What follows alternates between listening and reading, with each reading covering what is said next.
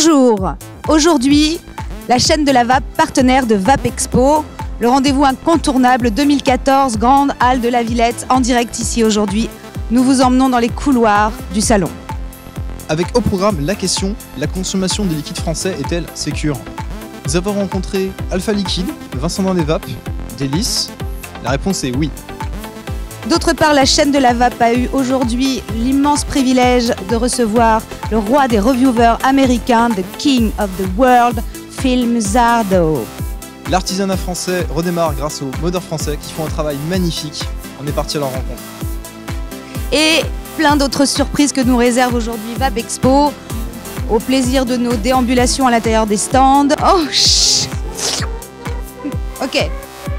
On laisse tout de suite la parole à Patrick Bédoué, le directeur du salon. Bienvenue à VAP Expo 2014 avec la chaîne de la VAP.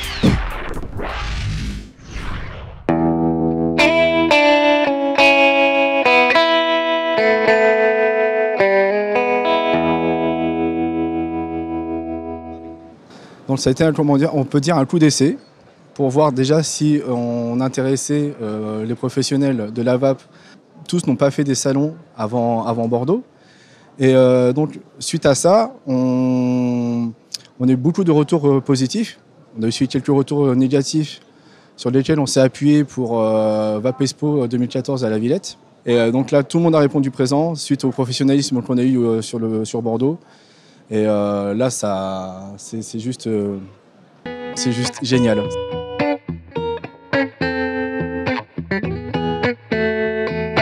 Effectivement, comme il y a beaucoup d'inscriptions, au bout d'un moment, on va aussi, on va pas dire filtrer, mais on va essayer d'homogénéiser le salon. Il faut que ça soit vraiment équitable, il faut qu'il y ait du matériel, du liquide, des accessoires, des artisans, des conférences aussi, de la place. Il faut que tout le monde soit représenté. Alors, on s'est entouré vraiment de très grands professionnels, et ce qui fait que la mécanique est bien huilée et que c'est no stress, tout le monde est content, tout le monde fait son travail et tout le monde a aussi sa tribune à faire. Et pour moi, VAP Expo, c'est aussi ça dans la VAP. C'est si on peut se servir de VAP Expo pour être le porte-voix d'une cause, bon, on répond présent. Surtout si c'est pour défendre la VAP et donner l'image de la VAP positive. Alors, le FVI, à l'EDUS, au Synapse, un point aussi pour Yann Kounen et son film. Nos partenaires ici, Magazine, ce sont aussi des chevaliers de la VAP. Ils sont là bénévolement, ils travaillent ils font ça en dehors de leur boulot. Ils ont déjà une vie et en plus de ça, ils font ça aussi gratuitement pour la communauté. Et donc, on était obligés de leur offrir une place, une tribune, être un porte-voix, récolter des signatures. Et c'est pour ça aussi au niveau de l'AIDUS, on a fait la gratuité de l'entrée pour les adhérents. Beaucoup de pays, énormément. Donc il y a la Chine, il y a aussi les pays du Maghreb, il y a les Allemands, il y a des Allemands, il y a des Anglais, des Espagnols, des Italiens, et j'en oublie. Et voilà, c'est une belle représentation de la VAP, ça démontre bien que la VAP est assez internationale.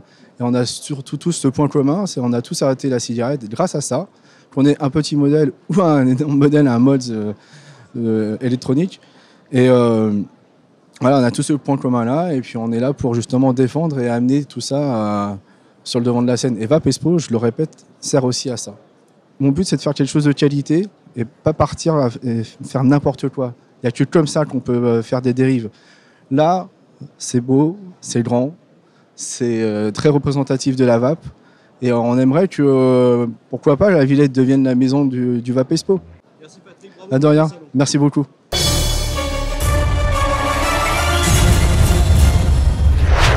Bonjour Vincent, Bonjour. dans les VAP. Dans les VAP.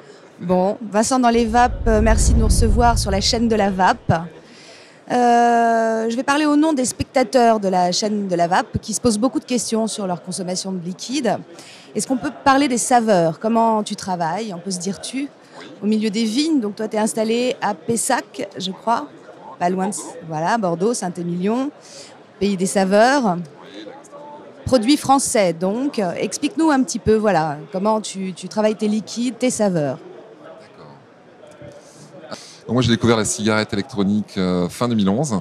Je me suis intéressé sur ce sujet pendant 1 an et demi. Donc j'ai étudié de près la composition d'un liquide. J'ai eu la chance de bénéficier des laboratoires de l'université de Bordeaux, voilà, pour m'intéresser sur les arômes de synthèse, sur les arômes naturels, sur les propriétés de la nicotine, du propylène-glycol, de la glycérine végétale. Donc il y a eu un long travail de recherche, en tout cas, un long travail bibliographique. Et puis en avril 2012, donc VDLV était né. Donc nous on crée en fait on a créé une gamme, Vincent dans les vapes, qui est composée de 40 saveurs à base d'arômes naturels qui sont exclusivement produits en France et avec des exigences précises de composition. On utilise également donc, du propylène glycol et de la glycérine végétale de qualité PE, pharmacopée européenne, et de la nicotine liquide de qualité USP. Alors, pour qu'on comprenne un petit peu mieux, moi je voudrais y voir plus clair. Quand tu dis de qualité européenne, c'est une norme de qualité, on peut y aller les yeux fermés. Si on regarde sur les étiquettes, qualité EP, pour le propylène glycol, la glycérine végétale, et l'autre c'est USP. USP. USP, c'est qualité US. Donc en fait, la qualité USP ou PE du propylène glycol, la glycérine végétale ou de la nicotine liquide répond aux exigences de la pharmacopée américaine, donc pour l'USP, et européenne pour le PE. Donc on va dire c'est des standards de pureté et de concentration de produits. Donc USP et PE, totalement garantis. Si on lit ça sur les étiquettes, on peut fumer, vaper tranquille. Alors non, c'est un peu plus compliqué que ça. Ça renseigne en tout cas sur la qualité de ces 3 composés, propylène glycol, glycérine végétale et nicotine. Il reste ensuite après toute la question des arômes. Alors justement, les arômes, parlons-en. Apparemment, vous avez vraiment fait une étude, vous êtes bien renseigné, vous avez une réputation très très bonne d'orfèvre des compositions de liquides. Je sais que je ne m'empoisonne pas quand je vape du Vincent dans les vapes. Expliquez-moi la différence entre éventuellement ce que je ne pourrais pas comprendre, des étiquettes que je pourrais mal lire et ce qui fait que je peux vaper les yeux fermés chez vous. On ne peut jamais vaper les yeux fermés. Pour l'instant, on a encore beaucoup d'incertitudes sur les arômes. Les arômes, c'est un monde qui est très complexe. On a donc des arômes de qualité naturelle, on a des arômes de synthèse, des arômes de fumée. On connaît des molécules qui peuvent être toxiques en inhalation ou des molécules où on suspecte une toxicité. On a encore beaucoup d'incertitudes sur certaines molécules, sur certains composés aromatiques en inhalation. Donc on ne pourra jamais dire pour l'instant que voilà, on est sur un produit qui est totalement sain et totalement inoffensif. Il faut faire des études, il faut continuer à les faire. On a plus de 300 études scientifiques là, qui sont sorties actuellement et qui démontrent déjà une première chose, c'est que la cigarette électronique, si elle a une toxicité, elle est complètement relative par rapport à celle du tabac. Donc Vincent, qu'est-ce qu'on peut déconseiller absolument et quelles sont vos certitudes quant à ce qu'il ne faut pas vaper ? Alors, on a des certitudes, on connaît certaines molécules qui sont vraiment toxiques en inhalation. C'est le cas du diacétyl. Le diacétyl, c'est une molécule qu'on retrouve couramment dans les arômes de beurre, de crème. C'est une molécule qui peut provoquer, avec des inhalations répétées, des bronchiolites aiguës. Donc, c'est quelque chose qu'on retrouve naturellement en tout cas dans les arômes, qu'on retrouve fréquemment dans les arômes, et c'est un produit par contre qui peut être adapté à l'ingestion mais qui n'est pas adapté à l'inhalation. Il faut savoir en fait que dans l'estomac on a des enzymes de détoxification qui permettent d'assimiler des composés aromatiques, mais les poumons n'ont pas ces enzymes-là, donc on ne peut pas détoxifier au niveau des poumons. Le support de certains arômes, les molécules qui sont contenues dans certains arômes devront être regardées de près. Quand on a des arômes par exemple qui sont sous des supports huileux, et ça existe, il y en a un bon nombre, ils ne sont pas adaptés à l'inhalation. Les huiles minérales et végétales normalement ne devraient pas apparaître, figurer dans un liquide, au même titre que certaines molécules dangereuses comme la pulégone, comme la coumarine, le diacétyl, et on pourrait en citer beaucoup d'autres. Alors, comment faire pour notre public de la chaîne de la vape pour qu'il puisse de lui-même identifier d'une manière simple? Il n'a pas fait des études de chimie et toutes les études que vous avez faites, évidemment. Comment fait-il pour se rassurer? À part vapoter que du Vincent dans les vapes, il y a quand même pas mal de fabricants qui travaillent aussi bien et qui respectent toutes ces normes. qu'est-ce que vous pourriez conseiller au public lambda qui doit absolument reconnaître les produits toxiques et pouvoir trier de lui-même? Pour moi, un consommateur devrait déjà questionner son fabricant, aller chercher des informations sur son fabricant des liquides, savoir justement ses exigences en termes de composition, en termes de fabrication, savoir exactement qu'est-ce qu'il met dans son liquide. Est-ce qu'il utilise des supports huile? Est-ce qu'on peut retrouver des traces d'huile essentielle, de coumarine, de molécules qui peuvent présenter une toxicité en inhalation? Est-ce qu'il existe une liste pour le public où il peut reconnaître ces choses que vous venez de nommer et qui ne sont pas quand même dans le vocabulaire quotidien, les huiles essentielles, vous disiez qu'il y a un tel nom. Est-ce qu'il y a un tableau quelque part entre vous tous, les fabricants de la vape, où on peut reconnaître les poisons des non-poisons? Donc, actuellement, la FIVAP, qui est la Fédération interprofessionnelle de la vape, travaille avec l'ensemble des acteurs du marché sur un projet de norme NF en collaboration avec l'AFNOR, donc qui va définir les composés qu'on ne devra pas retrouver dans un liquide, composés indésirables. Donc on est en train de se poser la question, est-ce qu'on peut retrouver dans un liquide de la taurine, de la caféine, des vitamines? Quelles sont les exigences que doivent s'imposer les fabricants pour atteindre un objectif, la sécurité du consommateur? Merci beaucoup Vincent. À bientôt. Alors, on aura le plaisir, je pense, de venir vous voir ou de vous recevoir encore à nouveau dans une émission. Merci Cléop et la chaîne de la vape. Au plaisir. Nous sommes à la Vape Expo 2014. Bonjour Olivier. Bonjour Xavier. Bonjour. Donc, nous sommes avec Alpha Liquide. Dites-nous, qu'est-ce que fait aujourd'hui Alpha Liquide pour garantir que les produits soient sécurisés, aptes à la consommation et sans danger pour les consommateurs? Alors il faut savoir que chez Alpha Liquide, on a un laboratoire d'analyse interne à la société, ce qui nous permet en fait d'effectuer énormément de contrôles, tant au niveau de la qualité des matières premières entrantes ou du produit fini. Alors on va commencer par le contrôle des matières premières entrantes. Donc dès qu'une matière première arrive à l'usine, donc que ce soit le propylène glycol, la glycérine végétale, l'alcool, les arômes ou la nicotine, eh bien le matériel est en quarantaine jusqu'à ce que nous ayons procédé à des analyses qui nous permettent de garantir que la matière première est conforme au certificat fourni par notre fournisseur. Une fois que cette marchandise est déverrouillée, donc elle sort de la zone de quarantaine et elle est stockée dans nos locaux, en chambre réfrigérée. Donc toujours des conditions de stockage en fait optimales pour garantir une qualité organoleptique des produits. Et à partir de ce moment-là, elles vont être débloquées à la fabrication. À partir de ce moment-là, donc les produits sont arrivés, ils sont certifiés conformes, voilà. Ils sont mis en production. Au niveau du flaconnage, il y a des sécurités aussi, j'imagine? Donc rapidement, comment on procède au niveau production? Ouais. Donc c'est-à-dire qu'aujourd'hui, on a un laboratoire de mélange tout automatique. Donc on est mélangeur de matières premières en fait. On n'est pas sous-traitant ni conditionneur, donc on est mélangeur de matières premières. Donc c'est-à-dire que toutes nos cuves sont branchées sur un système de pompage automatique. Donc on prépare une solution de type tabac, fruité, avec ou sans nicotine. Donc une fois que ce bidon est prêt, donc il part en laboratoire d'analyse pour garantir à la qualité du produit et à la conformité du produit. Donc c'est-à-dire qu'on va vérifier si c'est la bonne saveur qui est présente dans le bidon, si le taux de nicotine qui avait été demandé en production, par exemple 6 mg, est vraiment de 6 mg. Donc une fois que toutes ces batteries de tests ont été réalisées sur le bidon, donc on émet qu'il soit conforme ou non. Donc à partir du moment où il est conforme, on rédige une fiche technique qui va suivre en fait toute la chaîne de production. Donc les lots sont tracés, on s'assure bien que les dosages en nicotine, les arômes respectent les normes françaises. C'est ça. Au niveau de certaines saveurs notamment, on a des substances qui sont interdites actuellement. Par rapport à ça, il y a des substances qu'il faut éviter. On se situe comment en France avec nos producteurs par rapport à ça?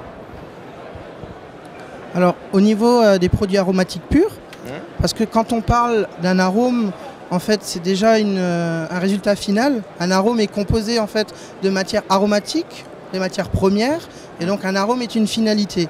Et du coup en fait on va s'intéresser aux molécules et pas à l'arôme, parce que l'arôme est un assemblage. Et au niveau en fait des matières premières qui composent cet arôme, il faut savoir qu'effectivement certaines molécules sont interdites en fait en termes d'utilisation au niveau des normes françaises il y a des différences entre les législations américaines et françaises. Il faut savoir que les États-Unis ont tendance à être plus souples que la France. Ils ont un panel de molécules autorisées qui correspond à peu près au double de ce que nous avons le droit d'utiliser en France. Et certaines substances sont à usage limité. C'est-à-dire qu'on n'aura pas le droit d'en mettre plus qu'une certaine concentration dans le mélange final.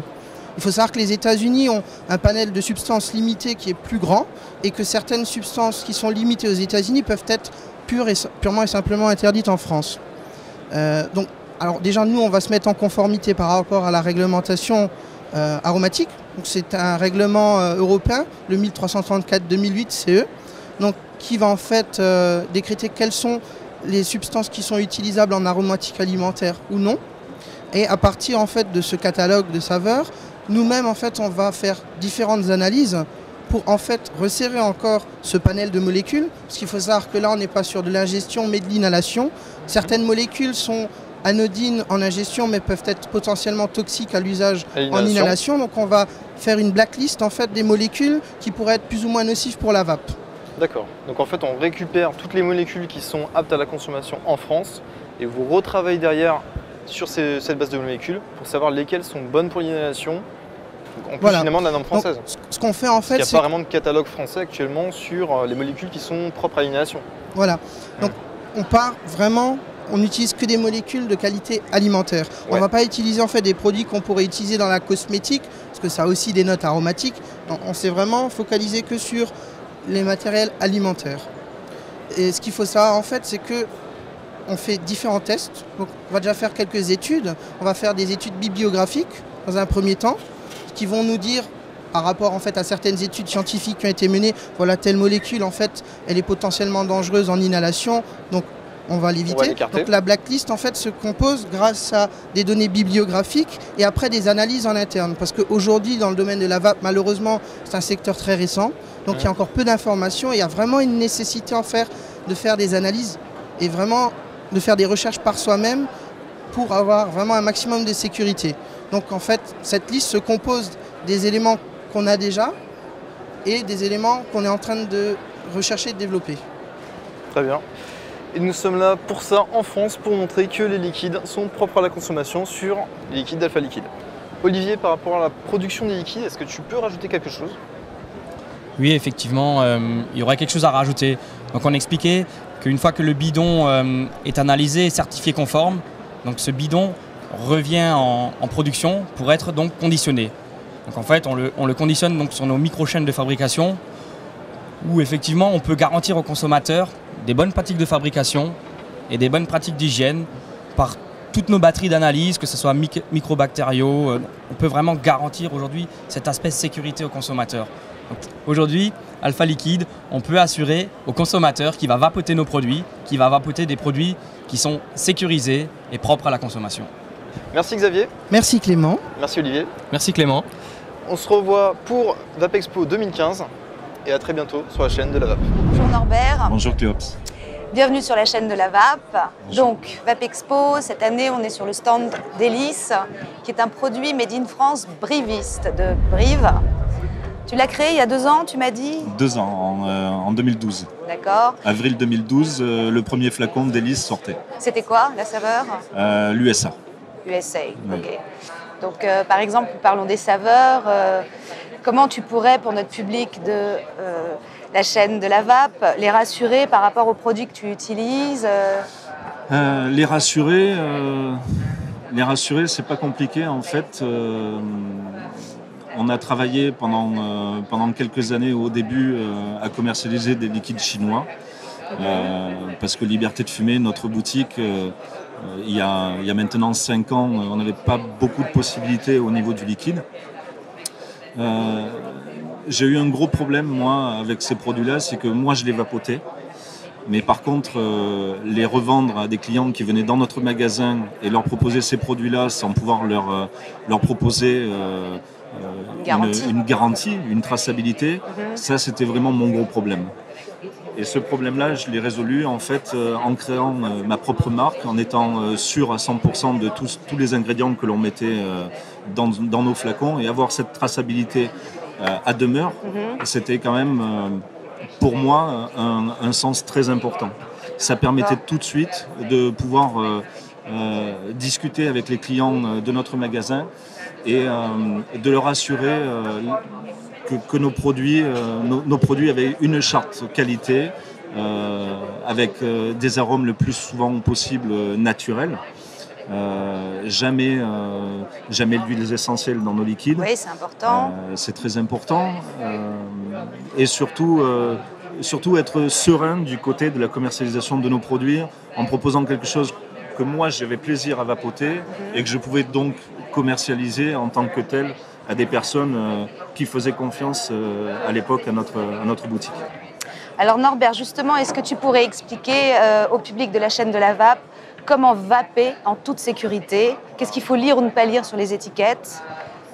Mais vaper en toute sécurité, Cléop, en fait, c'est d'abord aller vers une boutique spécialisée où on va avoir un conseil, on va avoir vraiment la possibilité de donner sa problématique et de parler de son besoin, parce que vous avez des personnes qui vont fumer un paquet, 10 cigarettes, 20 cigarettes.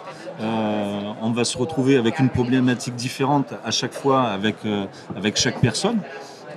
Chacun est différent, chacun a des besoins différents, chacun fume différemment. Vraiment, les conseils avisés d'une boutique spécialisée vont apporter 80% de la solution.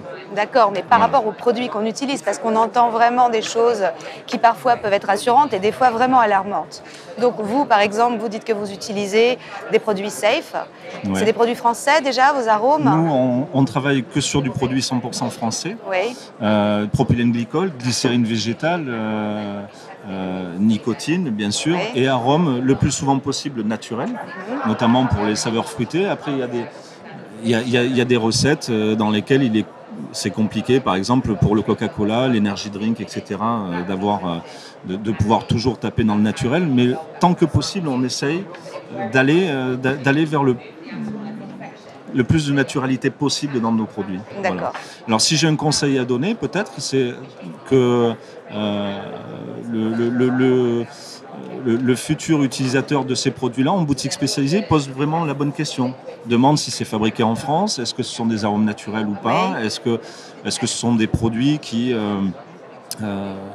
plaisent, qui sont des bonnes ventes, est-ce que la marque est reconnue, connue, est-ce que c'est une nouvelle marque, est-ce que voilà, je pense qu'il y a tout un tas de questions qui peuvent permettre de s'aiguiller vraiment vers une vape agréable avec des produits avec lesquels on ne va pas se poser de questions.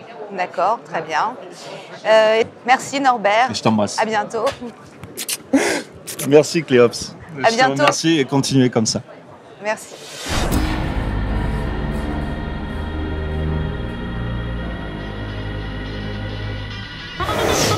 Hey folks, P. Basardo and welcome.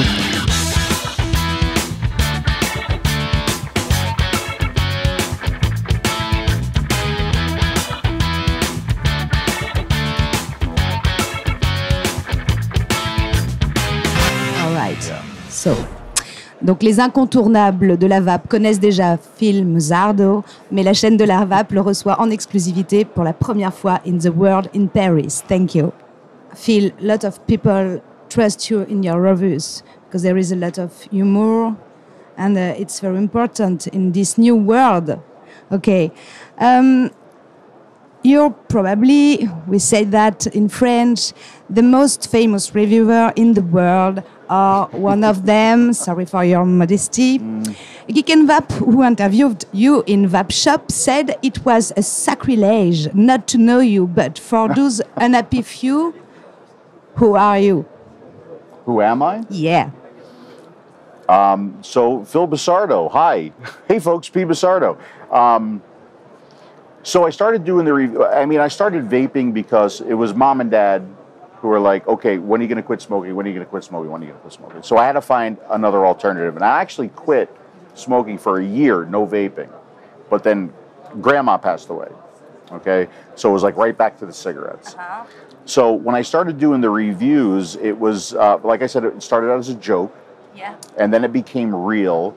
But what I tried to do is I tried to like combine my engineering side, okay, the technical side, with the comedian side, the comedy side. So trying to bring those two things together along with the personality and give people not only really good, really detailed information, but also make them smile along the way. Yes. Okay, because if you're laughing and you're smiling, Yes. you're learning and you don't even know you're learning. And I think that's what's worked so well Yes. for how I do things. Never win. Yeah. Yeah. I was a nightclub DJ for a long time as a hobby. Okay, so this is my new hobby. That was my old hobby. Okay. But so I've always been a little bit of an entertainer at heart. So when I left the nightclub business, Yes. I lost the ability to entertain people. So part of this, in addition to me trying to help people out with vaping, Yes. part of it was filling a void in my life, Yes. okay? Getting that entertainer out, getting that creative outlet back for myself. So it's really, I mean, I've been able to have a new hobby, meet some amazing people, help people live a healthier lifestyle, and it's given me the ability to entertain people again. Phil, what do you think about the vape industry In France? in France? In France. What I've seen at the show has also really impressed me, okay? Because it's a lot different than the way we do things in the States. What difference? It's much more professional Yes, in France. in France. Okay. Yeah. And I also, this is the thing that's really kind of has me interested, is that it's more about the pleasure of vaping. Yes. It's more about like, it's almost like trying a fine wine in France. Right, This is what I'm right. seeing. It's about the pleasure of vaping as opposed to low resistance builds and blowing clouds and things like that. People really seem to just enjoy vaping. Not only enjoy vaping, but they enjoy like really high quality products.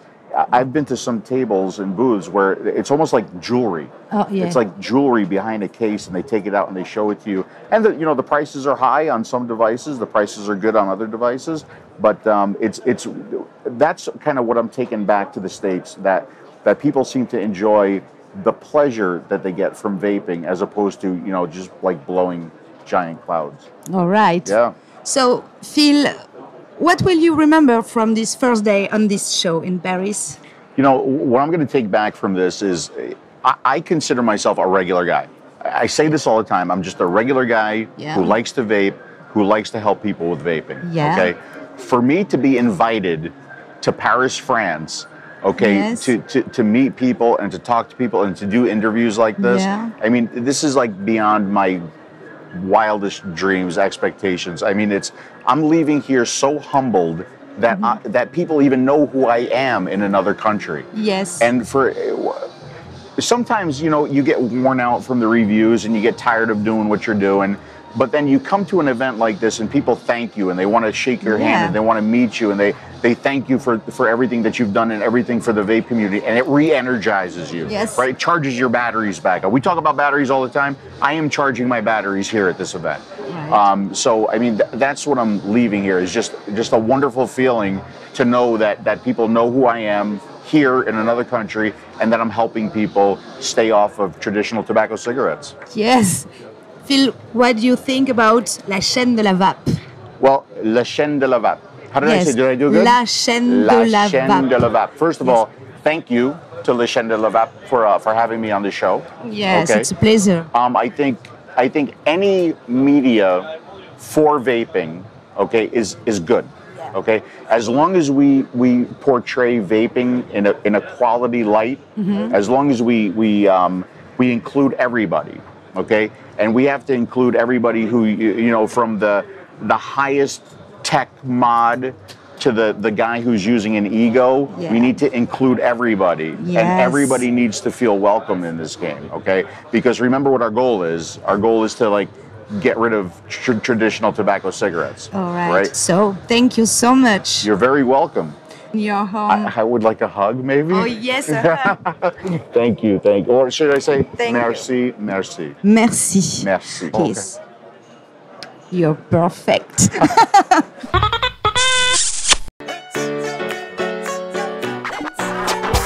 Vape Expo 2014, on ne pouvait pas passer à côté des Vapomaniacs au pôle reviewer.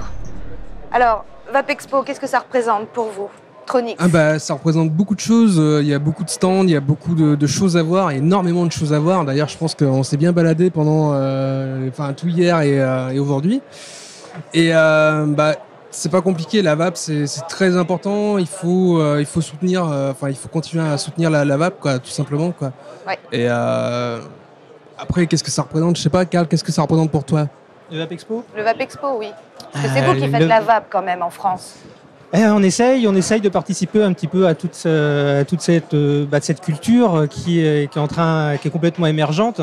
Donc évidemment, un événement comme le VAP Expo, ça permet au plus grand nombre de découvrir justement la VAP, ce que c'est. Et en même temps, pour nous qui avons donc les vapomaniacs et certains d'entre nous qui ont des vapomaniacs, parce que nous sommes plusieurs, donc il y a un S.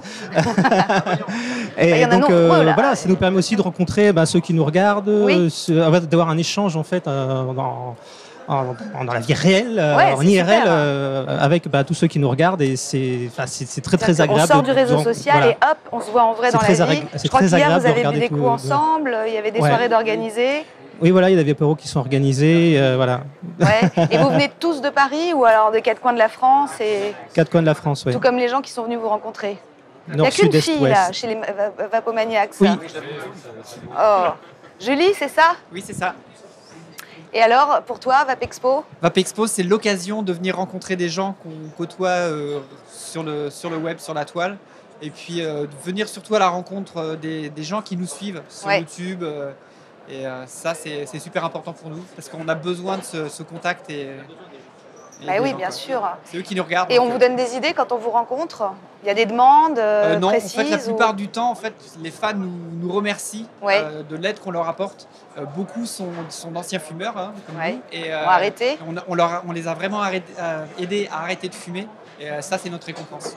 Donc vous avez systématiquement sur le net une réponse, un courrier des lecteurs, vous répondez à tout le monde?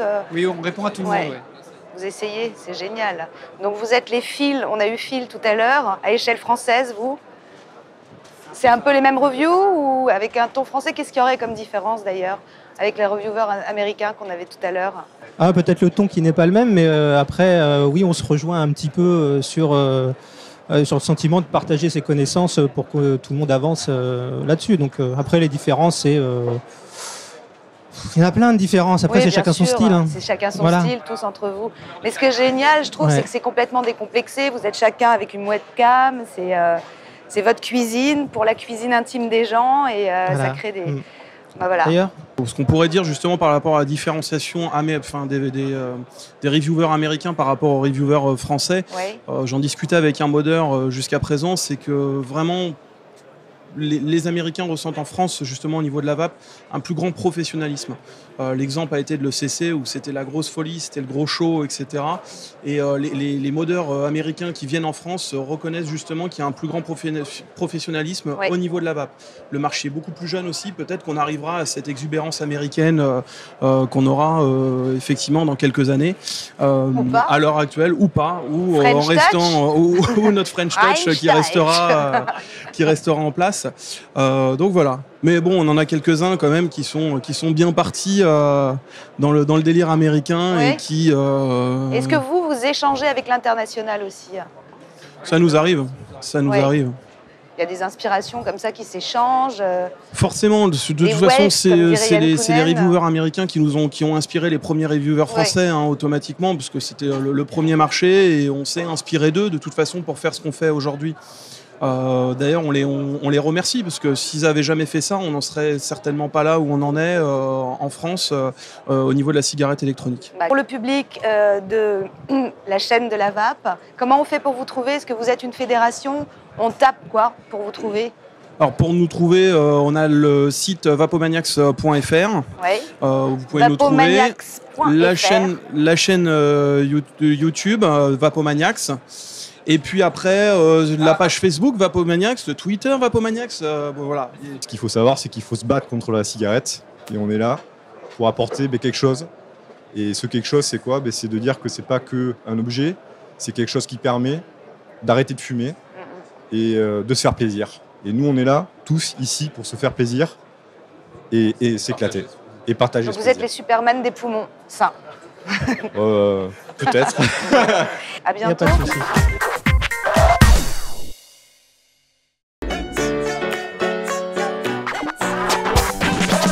avec le collectif des modeurs français. L'artisanat français redémarre. Et par rapport à ça, donc Yannick, qu'est-ce que tu peux me dire sur votre groupe? Alors déjà, ce n'est pas que de l'artisanat. Ce n'est pas que de l'artisanat. Il y a des modeurs qui font de l'artisanat et des modeurs qui font de l'industriel. Yes. Il n'y a pas de différence technique sur les modes, mais c'est juste la manière de produire qui est différente. Exactement. Donc on a des modeurs artisans, des modeurs industriels et des modeurs qui sont entre les deux. Ouais. Voilà, donc on a une dizaine de modeurs présents sur ce salon et à peu près 25-30 modeurs français connus en France. Tout à fait, avec l'intérêt qui est des objets uniques. Voilà, chaque pièce est différente, il y a un univers différent. Sur ce salon, on a du mode métal, du mode en bois, du mode électronique, du mode mécanique, des modes avec des esthétiques très différentes, comme ceux qu'on a derrière nous, là, qui sont faits avec de la plomberie. Ouais. Donc voilà, la diversité, elle est aussi dans le style et dans la façon d'utiliser sa cigarette électronique. Ok, donc pour un public finalement qui va être de débutants. Voilà, il y a des modes qui sont adaptés à un personnel, à des utilisateurs débutants, et des modes qui sont avec des atomiseurs reconstructibles qui demandent un petit peu plus de connaissances. Et il y en a de toutes les tailles, il y a du petit, il y a du moyen, il y a du gros, et de toutes les matières, acier, laiton, bois, voilà. Donc c'est la diversité du mode français qui est représentée sur notre stand. Mais alors dis-moi mon petit Yannick, finalement ces modes... on se connaît de piquant. On se connaît de piquant, ça fait 5 minutes, c'est pas grave. Bon chouchou, finalement ces modes ils sont beaux mais ils sont un peu chers, non? Non, pas du tout, il y a des modes français à partir de 70 €. Yes. Et bon, effectivement, après on peut avoir des modes beaucoup plus chers en fonction des matériaux et des options qu'il peut y avoir sur ce mode. Effectivement, ça peut monter à 200 €. Ouais. Mais c'est comme dans tout style de produit, il y a des voitures pas chères et des voitures chères, et il y a des modes pas chers et des modes chers. Qui sont plus chers. Donc il faut un peu casser cette image du mode cher, puisque à partir de 70 €, on peut avoir un mode français. Donc non, c'est pas très cher quand même. Il y a des kits de cigarettes électroniques à ce prix-là. Au niveau de la sécurité de ces produits, qu'est-ce qu'on peut dire actuellement en comparaison de deux produits qui se retrouvent plus basiquement sur le marché? Bon, sur le marché, il y a des marques chinoises majoritairement. Ouais. Il y a des marques chinoises de très bonne qualité qui font des très très bons produits, qui sont des produits sûrs avec des matériaux sains. Et puis il y a des marques qui en fait vendent ce qu'on appelle du no-name, c'est-à-dire qu'elles ne vendent pas sous leur marque. Ouais. Elles vont faire de la contrefaçon, elles vont vendre en renommant les produits. Et ceux-là, ils s'en moquent un peu de la sécurité puisqu'il n'y a pas d'image de marque. D'accord. Une marque chinoises comme Inokin, on peut en citer d'autres, Joytech, ils vont faire attention à la qualité de leurs produits parce qu'ils défendent leur marque. Quand c'est un produit qui n'a pas de marque, on ne défend pas sa marque, on fait juste du business. Finalement, se méfier un petit peu des produits où on n'a pas de logo de fabricant. Voilà. Où on n'a pas... Quand c'est un produit qui est rebadgé avec une autre marque, on peut déjà commencer à être méfiant. Vapexpo, c'est l'occasion pour nous de rencontrer nos consommateurs parce qu'on vend essentiellement à des boutiques ou sur Internet. Donc en fait, vous consommateurs, on ne vous connaît pas. On vous connaît sur les forums, on vous connaît sur Facebook par exemple, mais on ne vous a jamais rencontré. Donc venez nous rencontrer sur les salons, c'est l'occasion de parler avec nous, de voir peut-être plus en détail le style de produit que vous attendez de nous pour qu'on puisse s'adapter vraiment à votre demande.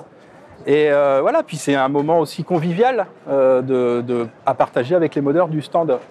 Vous avez la chance d'avoir là sur un stand comme ça une dizaine de modeurs français que vous pouvez rencontrer en vrai, avec qui vous pouvez parler. Qui font de l'artisanat. Qui font de l'artisanat et de l'industriel, je le rappelle. Ah ouais. et voilà, c'est important aussi de nous soutenir. Pensez à nous soutenir à chaque fois que vous le pouvez, à soutenir l'emploi français. De manière quand même à ce que la cigarette électronique, grâce à l'emploi français, ça va nous permettre de défendre la cigarette électronique auprès des institutions françaises. Créer de l'emploi en France, c'est défendre la cigarette électronique.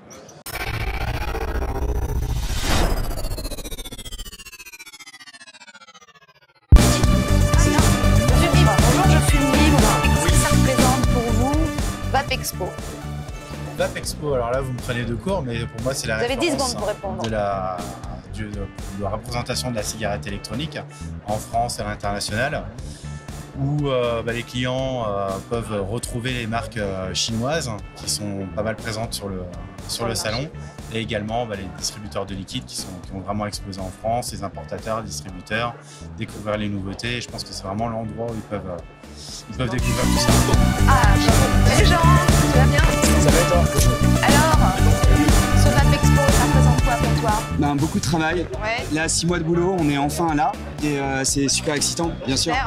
On lance de nouveaux produits, on a une nouvelle gamme géniale qui a été vachement bien reçue. J'adore, depuis ce matin, je fume le 717. Le 717, Yes, petit exclu, le Brooklyn, ouais, c'est un tabac gourmand qui est trop sympa. Donc là, qu'est-ce que tu veux dire? Bonjour, Théob de la chaîne de la VAP. Enchanté. Écoutez, c'est la réunion des vapoteurs surtout. Et puis les nouvelles technologies, c'est important pour les vapoteurs, en espérant que la législation future sera en faveur de nos clients. C'est très important. Et on est, écoutez, aujourd'hui il y a eu des centaines et des centaines de personnes. Formidable. C'est exceptionnel. Qu'est-ce que je pense de la VAP Expo? Alors, moi d'abord, je suis un inconditionnel de la VAP Expo depuis la première. J'étais là à Bordeaux, je suis là ici aujourd'hui, je suis ravi. Il y a une super évolution par rapport à la dernière fois. Plus de place pour beaucoup d'acteurs, les modeurs qui sont arrivés, les reviewers. Enfin, on a vraiment l'entièreté de l'univers qui est représenté cette fois-ci. Je suis vraiment satisfait. Et surtout, j'ai trouvé une belle évolution de la VAP française. Plein de questions qui nous ont été posées ici n'étaient pas posées encore il y a 6 mois. Sur l'utilisation des liquides, le matériel est très très intéressant par rapport à la fois précédente. Donc les vapeurs évoluent. Une vraie évolution, ça c'est évident.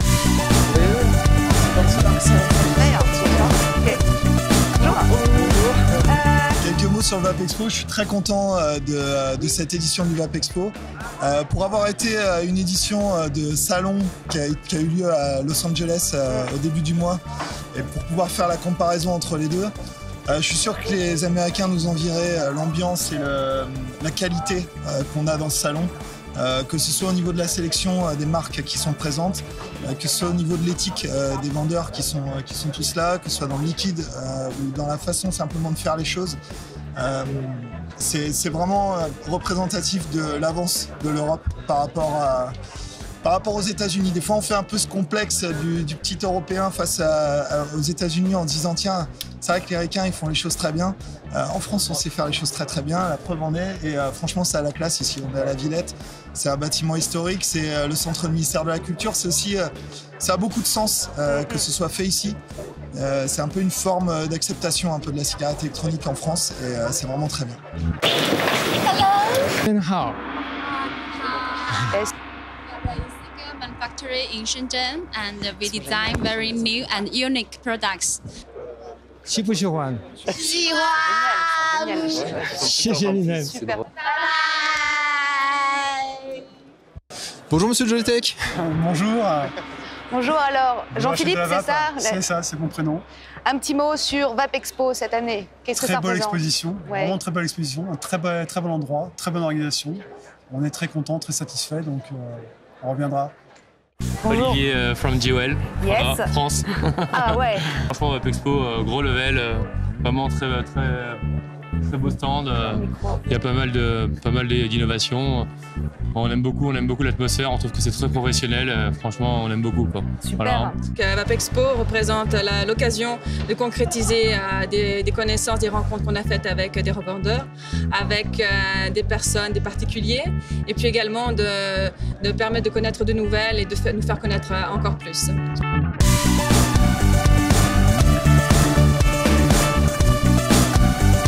C'est un salon qui pour moi est un des meilleurs salons qu'on ait jamais fait jusqu'aujourd'hui. Très bien organisé, donc par des vrais professionnels. Le lieu est magique, hein, c'est les structures Eiffel, donc c'est quand même assez prestigieux d'avoir ce lieu. Et des gens qui sont, en tout cas, toute la profession est au rendez-vous, donc c'est un très très bon salon. J'en suis très satisfait. VAP Expo, celle à Bordeaux, on a participé également. Oui. On est très satisfaisant. C'est pour ça qu'on est là aujourd'hui. Et cette année, c'est comment pour vous? Aujourd'hui, c'était très bien passé. Qu'est-ce que c'est VAP Expo pour toi cette année? Bah, c'est un tremplin, quoi. C'est le départ, c'est des collègues, enfin, des nouveaux potes, je pense. Ok, super. Et puis le contact des gens face à ces objets un peu bizarres. Il y en a qui sont bizarres, il y en a qui sont beaux, il y en a qui sont appréciés. Tout le monde y trouve un peu son goût. Bon, bah,